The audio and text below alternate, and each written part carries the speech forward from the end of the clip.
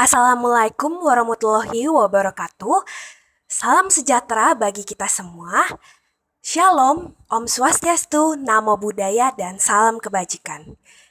Izin memperkenalkan diri, nama saya Anita Carolina Wijaya dari kelas 1B, Prodi Manajemen Pemasaran Pariwisata. Pada kesempatan kali ini, saya ingin berterima kasih kepada Profesor Enok Mariani dan Bapak Rijal Khairani selaku dosen pengampu mata kuliah pengantar pariwisata.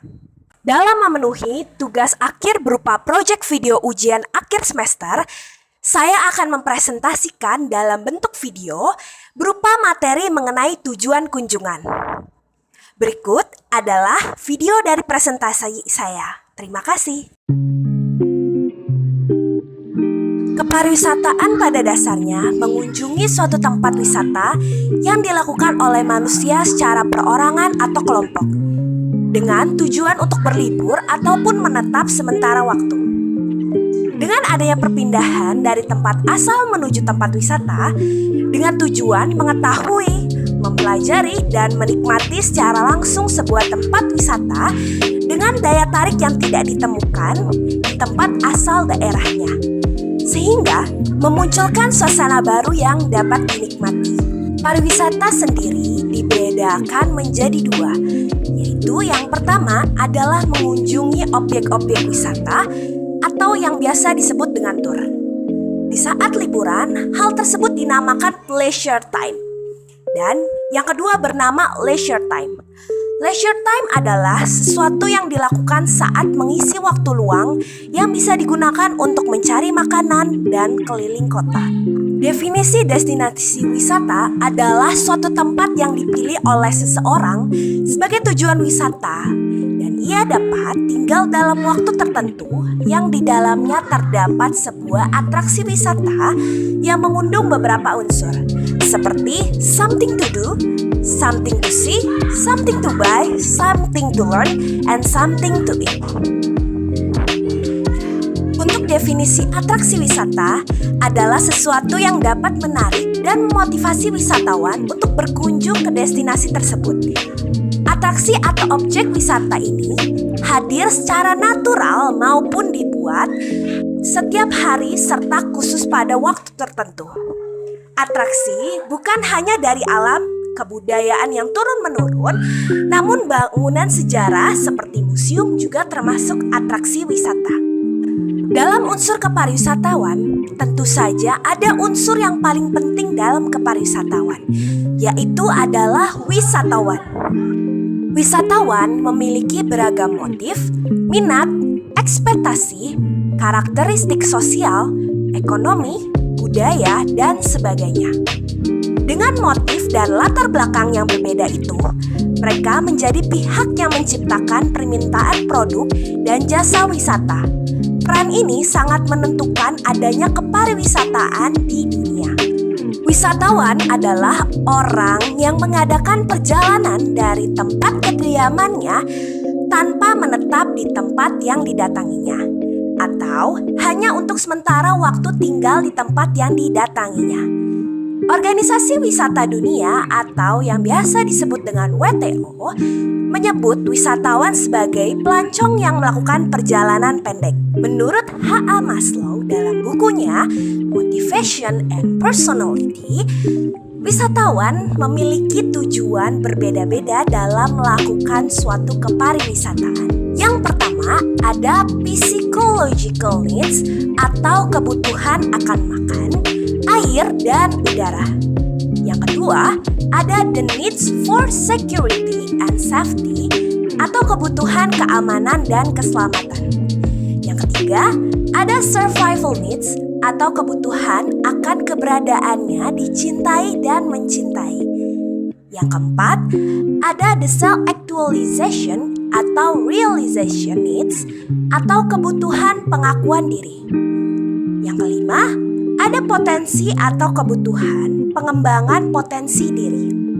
Yang keenam, ada kebutuhan akan menciptakan, membangun kepribadian atau karakternya. Dan yang ketujuh atau yang terakhir, the needs for change, divertisement, new scenery and experience, atau kebutuhan akan perubahan, pelepasan, suasana, dan pengalaman baru. John A. Thomas dalam bukunya yang berjudul Asta Travel News menyebutkan ada 18 tujuan atau motivasi seseorang dalam melakukan perjalanan wisata. Yang pertama adalah melihat bagaimana kehidupan masyarakat di negara lain, seperti di mana ia tinggal, bekerja, dan bermain. Yang kedua, melihat tempat-tempat khusus yang ada di sekitar tempat pariwisata tersebut. Yang ketiga, menghadiri suatu pertunjukan khusus. Yang keempat, ada relaxation and pleasure, atau meninggalkan kegiatan atau pekerjaan rutin, memperoleh waktu terbaik dan mencapai pengalaman yang mempunyai sifat romantik. Yang kelima, ada etik, yaitu mengunjungi suatu tempat saudara kita hidup atau mengunjungi suatu tempat kepergian dari saudara dan teman. Yang keenam adalah other, atau berjemur, kesehatan, olahraga, ekonomi, petualangan, pengembangan diri, mengikuti arus, ikut serta dalam sejarah dan motivasi sosial. Tujuan motivasi wisata lainnya, yang pertama ada berwisata untuk melakukan dengan tujuan bersenang-senang atau melakukan refreshing. Yang kedua, wisata yang mempunyai tujuan dalam keagamaan atau wisata religi. Yang ketiga, wisata yang mempunyai tujuan untuk penelitian dan ilmu pengetahuan, discovery tourism and cultural tourism. Yang keempat, wisata yang mempunyai tujuan untuk olahraga seperti golf, hunting, fishing, berkuda, dan balapan. Yang kelima, ada pengembangan usaha dan MICE. Dan yang terakhir, untuk tujuan minat khusus seperti menyelam, arung jeram, sky, dan fly. Menurut alasan atau tujuan perjalanan, jenis-jenis pariwisata dibedakan menjadi beberapa.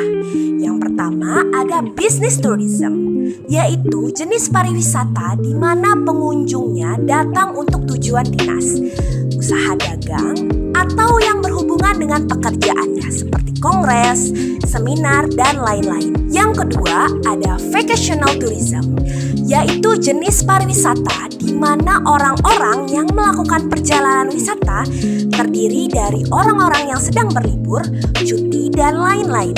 Yang ketiga ada educational tourism, yaitu jenis pariwisata di mana pengunjung atau orang melakukan perjalanan untuk tujuan belajar atau mempelajari suatu bidang ilmu pengetahuan. Contohnya Dharma Wisata. Yang keempat ada familiarization tourism, yaitu suatu perjalanan yang dimaksudkan guna mengenal lebih lanjut bidang atau daerah yang mempunyai kaitan dengan pekerjaannya. Yang keenam ada scientific tourism, yaitu perjalanan wisata yang tujuan pokoknya adalah untuk memperoleh pengetahuan atau penyelidikan terhadap sesuatu bidang ilmu pengetahuan. Yang keenam ada special mission tourism, yaitu suatu perjalanan wisata yang dilakukan dengan suatu maksud khusus. Misalnya misi kesenian, misi olahraga, maupun misi lainnya. Yang terakhir ada hunting tourism, yaitu suatu kunjungan wisata yang dimaksudkan untuk menyelenggarakan perburuan binatang yang diizinkan oleh pengusaha setempat sebagai hiburan semata. Sampai sudah kita di penghujung dari video. Terima kasih sudah menyaksikan. Sampai jumpa.